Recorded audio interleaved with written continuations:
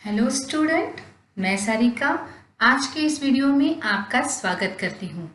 आज हम पढ़ने जा रहे हैं कक्षा 9वीं से रचनात्मक लेखन के अंतर्गत संदेश लेखन। इस नए विषय को इसी वर्ष सीबीएसई के पाठ्यक्रम में शामिल किया गया है। तो चलिए हम देखते हैं कि संदेश लेखन अर्थात क्या, संदेश लेखन करते समय हमें किन किन बातों का ध्यान रखना है और साथ ही इसके कुछ उदाहरण। संदेश लेखन अर्थात किसी के द्वारा भिजवाई या कहलाई गई बात को संदेश कहा जाता है। सामान्यतः संदेश का अर्थ होता है समाचार, खबर, आज्ञा या आदेश। इस आधार पर संदेश की परिभाषा इस प्रकार होगी: वह कथन या बात जो लिखित या मौखिक रूप से एक व्यक्ति के द्वारा किसी दूसरे व्यक्ति तक पहुंचाई गई हो। अंग्रेजी में संदेश लेखन को ही मैसेज राइटिंग भी कहते हैं। हालांकि संदेश लेखन ये कोई नया टॉपिक नहीं है, कोई नया विषय नहीं है।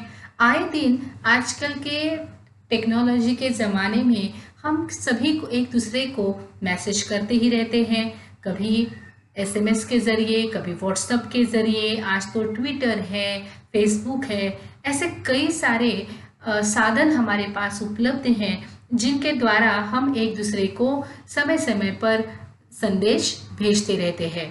उसमें कई बार ऐसे संदेश होते हैं जो हमें रेडीमेड उपलब्ध हो जाते हैं गूगल के माध्यम से।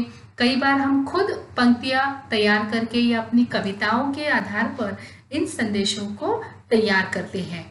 तो संदेश लेखन इस विषय को आपके पाठ्यक्रम में रखने का अर्थ यही है कि आपके भीतर की सृजनात्मकता को, क्रिएटिविटी को और ज़्यादा उभर कर सामने लाया जाए, और यही उद्देश्य के साथ इस विषय को आपके पाठ्यक्रम में रखा गया है।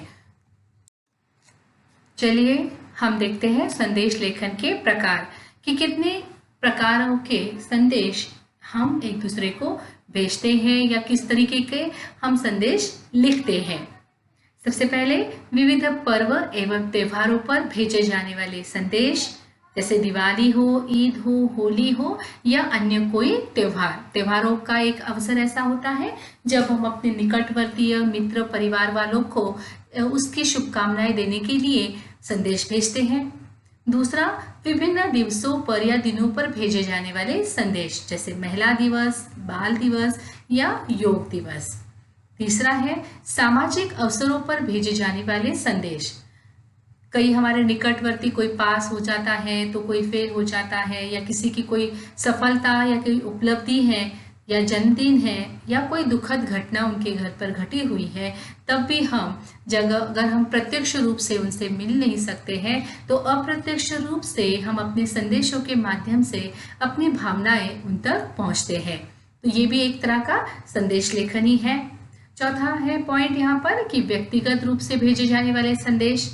कई बार हमारे अपने परिवार के बीच भी हम मौखिक रूप से या छोटी मोटी लिखित रूप में हम यहाँ पर संदेश देते हैं, जैसे जल्दी या देर से पहुँचने के लिए। अगर आपको कहीं पर पहुँचना है, आपको वहाँ पहुँचने के लिए देर या जल्दी होने वाली है, तो उसकी सूचना आप फ़ोन पर या मैसेज के ज़रिए करते हैं। या आप किसी समारोह में अनुपस्थित रहने वाले हैं, उससे संबंधित कोई संदेश, या माता पिता, भाई बहन या रिश्तेदारों को भेजे जाने वाले शुभकामना संदेश। ये निजी, मतलब केवल आपके व्यक्तिगत दो लोगों के बीच ही ये होता है।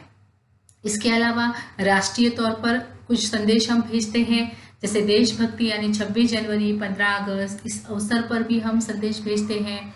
युद्ध के अवसर पर कोई जानकारी के लिए, अभी तो जैसे कोरोना महामारी जैसे फैली हुई है और पूरा विश्व इससे परेशान है, तो इससे संबंधित भी कई सारे संदेश हमारे पास आते हैं सरकार की तरफ से, या हमारे व्हाट्सएप पे अलग अलग तरीके से ये संदेश आते हैं, तो वो भी एक तरह के संदेश ही है। साथ ही साथ भूकंप और अन्य आपदा या संकटों से संबंधित संदेश। तो ये कुछ है संदेश लेखन के प्रकार। इसी आधार पर संदेश हम एक दूसरे को भेजते हैं। चलिए अब हम यहाँ बात करते हैं जब परीक्षा में आप अगर संदेश लेखन का प्रश्न जब आप हल करेंगे तो उसे हल करते समय हमें किन किन बातों का ध्यान रखना है, क्योंकि वहां पर तो आपको हाथ से बनाना है, इसलिए आपको दिए गए नियमों का पालन करते हुए ही बनाना है। तो सबसे पहला आपको ध्यान रखनी है बात कि सीबीएसई के नियमों के अनुसार 30 से 40 शब्दों में ही आपका संदेश लेखन होना चाहिए। बहुत ज़्यादा विस्तार हमें करना नहीं है, 3 या 4 लाइन या उससे भी कम लाइन में शब्दों में आपको अपना संदेश तैयार करना है। लेखन से पूर्व, संदेश लेखन से पूर्व सीमा रेखा अर्थात बॉर्डर या बॉक्स बनाएं, क्योंकि जब हम बॉक्स बनाते हैं, कोई आयत बनाते हैं, अगर उसमें लिखते हैं तो हमारा संदेश दिखने में भी बहुत अच्छा दिखाई देता है। इसके साथ साथ जैसे हमने सूचना लेखन में सूचना शब्द सेंटर में लिखते थे, उसी प्रकार मध्य में सबसे पहले हमें संदेश इस शब्द को लिखना है। फिर उसके नीचे बाईं तरफ दिनांक लिखना है, जैसे हम सूचना या पत्र में दिनांक लिखते हैं, और उसी लाइन में या उसी पंक्ति में दूसरी तरफ यानी कि सीधे हाथ को आपको समय लिखना है। देखिए, ये विशेष बात है कि आपको ध्यान रखना है कि अब तक आपने पत्र लेखन हो या सूचना लेखन हो, उसमें आप सिर्फ और सिर्फ दिनांक दिखाते थे, परंतु संदेश लेखन में आपको संदेश आप किस समय भेज रहे हैं उसका समय भी लिखना है। वो सुबह हो सकता है, वो दोपहर हो सकता है, या शाम को हो सकता है, या रात को हो सकता है, क्योंकि आपको पता है कि जब आप किसी टेक्नोलॉजी के सहारे कोई मैसेज भेजते हैं तो उस मैसेज के सेंड होने का समय वहाँ अपने आप आ जाता है, परंतु यहाँ तो हमें तैयार करना है, इसलिए समय यहाँ पर देना बहुत ज़रूरी है, उसे भूलना नहीं चाहिए। उसके बाद अभिवादन जैसे शब्द लिखना चाहिए, जैसे प्रिय, आदरणीय या मान्यवर। ये निर्भर करता है कि आप किसे संदेश भेज रहे हैं, उसके अनुरूप आप उसके लिए प्रिय या आदरणीय या मान्यवर जैसे अभिवादन सूचक शब्दों का प्रयोग कर सकते हैं। साथ ही साथ ये भी ध्यान रखिए कि संदेश लेखन ये एक नितांत अनौपचारिक पद्धति है, जहाँ पर आप नाम के साथ प्रयोग कर सकते हैं। ऐसा कुछ नहीं है कि आपको पूरी तरह से प्रारूप के अनुसार ही करना है, यहाँ पर आपकी सृजनात्मकता के लिए पूरी छूट दी रखी है। साथ ही साथ अभिवादन के बाद सीधे आपको मुख्य विषय का वर्णन यहाँ पर करना है कि किस विषय को लेकर आप यहाँ पर संदेश लिख रहे हैं, और अंत में आप भेजने वाले का नाम लिखें। यहाँ पर आपको तुम्हारा, तुम्हारी या भवदीय या हस्ताक्षर इस तरह के कोई भी बातें लिखने की आवश्यकता नहीं है। साथ ही साथ यदि आप बहुत आकर्षक तरीके से अपना संदेश, विषय ही वैसा है, तो आप विषय के अनुरूप वहाँ पर चित्र निकाल सकते हैं, या कविता की कोई पंक्तियाँ या शायरी की पंक्तियाँ या तुकांत शब्द, राइमिंग वर्ड्स का भी प्रयोग आप वहाँ पर कर सकते हैं। यदि किसी का जन्मदिन है तो आप कोई कविता की पंक्तियाँ लिख सकते हैं, या कोई बहुत परीक्षा में बहुत प्रथम आया है तो उसकी सफलता को बधाई देने के लिए आप कुछ कविताएं की पंक्तियों का इस्तेमाल कर सकते हैं। तो इस तरीके से आप इसमें अपनी ओर से उसको और अच्छा बनाने के लिए इन सारी चीज़ों का भी प्रयोग कर सकते हैं। साथ ही साथ विषय के अनुकूल आप रंगों का अर्थात कलर के रंगों के पेन का उपयोग आप कर सकते हैं, या कलर्स का भी प्रयोग कर सकते हैं, और न भी किया तो भी चलेगा। साथ ही साथ आपके संदेश लेखन की पूरी भाषा सरल, सुगम और बोधगम्य हो, ताकि पढ़ने वाला उसे अच्छी तरीके से समझ पाए। चलिए यहाँ एक उदाहरण हम देखते हैं, और ये एक बिल्कुल ही नितांत व्यक्तिगत संदेश का उदाहरण है। ये एक संदेश है माँ और बेटे के बीच हुई बात का। देखिए, विषय ऐसा है कि माता पिता घर पर नहीं है और बेटा रोहन घर पे अकेला है, और उसे एक फ़ोन आता है किसी जैन साहब का, और वो उनकी माँ के लिए कोई एक संदेश देते हैं, और उसके बाद रोहन को कहीं और जाना है तो अपनी माँ को ये संदेश कैसे दे, इसलिए वह एक कागज़ पर लिखकर ऐसे जगह वो रख देता है ताकि उसकी माँ आने के बाद वह उस संदेश पढ़ ले। तो वो संदेश किस प्रकार से होगा, जैसे कि हमने प्रारूप में कहा कि एक बॉक्स बनाइए, तो यहाँ पर एक बॉक्स दिखाई दे रहा है। सबसे ऊपर और मध्य में यहाँ पर संदेश लिखा है, फिर बाईं ओर हमने दिनांक लिखी है 15 मई 2020, और उसके दूसरी तरफ सीधे हाथ को हमने समय लिखा है, सायंकाल का 4:30 बजे का समय है। फिर उसने प्रिय माँ, आप माँ की जगह मॉम, मम्मी जैसे शब्दों का प्रयोग कर सकते हैं, जैसे आप घर में बातचीत करते हैं, बिल्कुल अनौपचारिक, यहाँ कोई फॉर्मेलिटी हमें नहीं निभानी है। तो आप प्रिय माँ जैसे शब्द का भी प्रयोग कर सकते हैं, मम्मी भी कह सकते हैं। तो यहाँ पर रोहन लिखते हैं कि प्रिय माँ, जैन साहब का फोन आया था, आप घर पर नहीं थी, मैंने ही फोन उठाया। उन्होंने कहा कि जैसे ही आपको यह संदेश मिले तो कृपया मुझसे फोन पर बात करें और उसके पहले ईमेल पर आया संदेश अवश्य पढ़ ले। रोहन, बस इतना ही सीधा और सरल भाषा में यहाँ संदेश लिखा है। ये बिल्कुल पहला उदाहरण है जो एक व्यक्तिगत तौर पर लिखा गया संदेश है। चलिए एक और उदाहरण देखते हैं। यहाँ पर किसी राम शर्मा जी ने अपने निकटतम सहयोगी या मित्र को हो या परिवार के कोई सदस्य हो, उनकी किसी खास उपलब्धि पर उनको एक संदेश भेजा है। तो फॉर्मेट के अनुसार सबसे ऊपर हमने संदेश लिखा बॉक्स में, फिर उसके बाईं ओर तिथि लिखी, दिनांक, और उसके सीधे हाथ में हमने समय लिखा। देखिए समय और तिथि ये दोनों चीज़ों का वहाँ पर लिखना बहुत ज़रूरी है। फिर उन्होंने संदेश का वर्णन, अभिवादन किया है, प्रिय सचिन। फिर उसके बाद उन्होंने जिस विषय को लेकर संदेश है उसको उन्होंने यहाँ पर बताया है कि शाम को टीवी में तुम्हें देखा, तुम्हारी उपलब्धि के विषय में पता चला, तैराकी में तुम्हें स्वर्ण पदक मिला और ओलंपिक में तुम्हारा चयन हो गया है। तुम्हारी मेहनत रंग लाई, आगे चलकर देश का नाम रोशन करोगे। मेरी ओर से बहुत बहुत शुभकामनाएं और बधाई, राम शर्मा। बस इतना ही सिंपल और सरल भाषा में यहाँ पर एक संदेश दिया।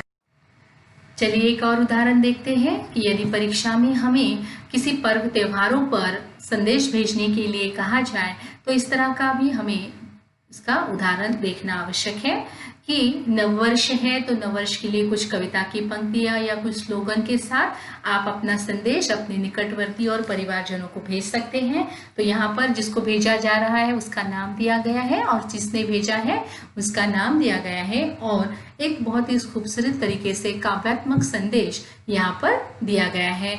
यहाँ पर चित्र है, आप इसकी जगह कोई ड्राइंग निकाल सकते हैं। नववर्ष है तो कुछ नए साल के लिए आप कैलेंडर या कुछ और अपनी सृजनात्मकता का प्रयोग करते हुए आप वहाँ पर ड्राइंग भी कर सकते हैं और साथ ही साथ एक सुंदर सा स्लोगन भी दे सकते हैं, जैसे कि यहाँ पर दिया है, नववर्ष की पावन बेला में है यही शुभ संदेश, हर दिन आए आपके जीवन में लेकर विशेष, आप और आपके परिवार को नववर्ष की हार्दिक शुभकामनाएं।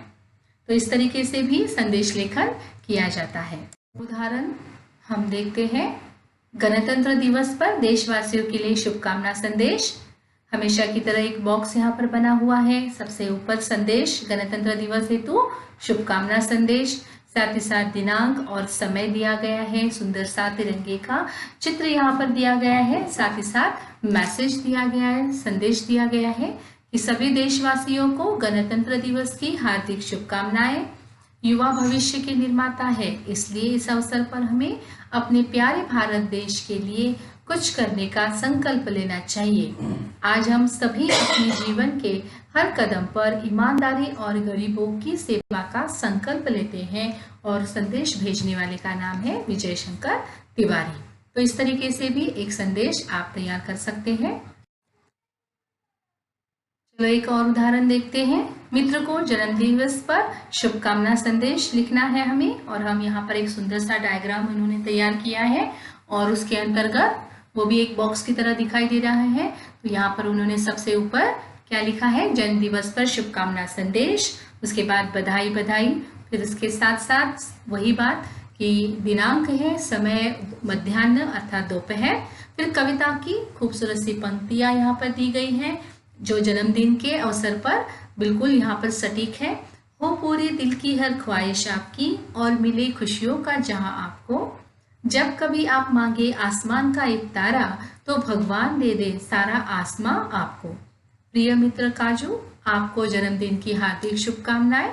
आपका जीवन समाज की उन्नति के लिए अति आवश्यक है।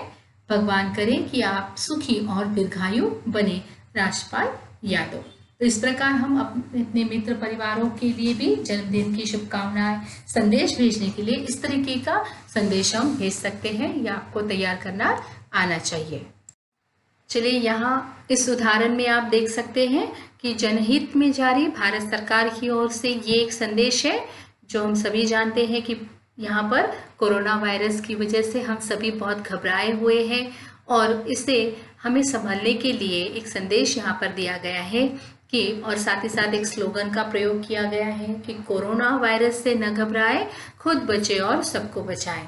अपने हाथों को साबुन व पानी से बार बार धोए। साथ ही साथ यहाँ पर उन्होंने चित्र भी बनाया है, यहाँ पर सैनिटाइजर है या हैंड वॉश दिया गया है, हाथ धोए जा रहे हैं, साथ ही साथ मास्क बताया है और कोरोना वायरस का एक चित्र दिया गया है और एक जनहित में जारी संदेश है।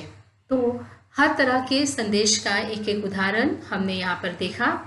आशा करते हैं कि संदेश लेखन अर्थात क्या, संदेश लेखन करते समय हमें किन किन बातों का ध्यान रखना है और संदेश लेखन का प्रारूप किस तरीके से होना चाहिए, इन सभी बातों को आपने अच्छी तरीके से सीख लिया होगा।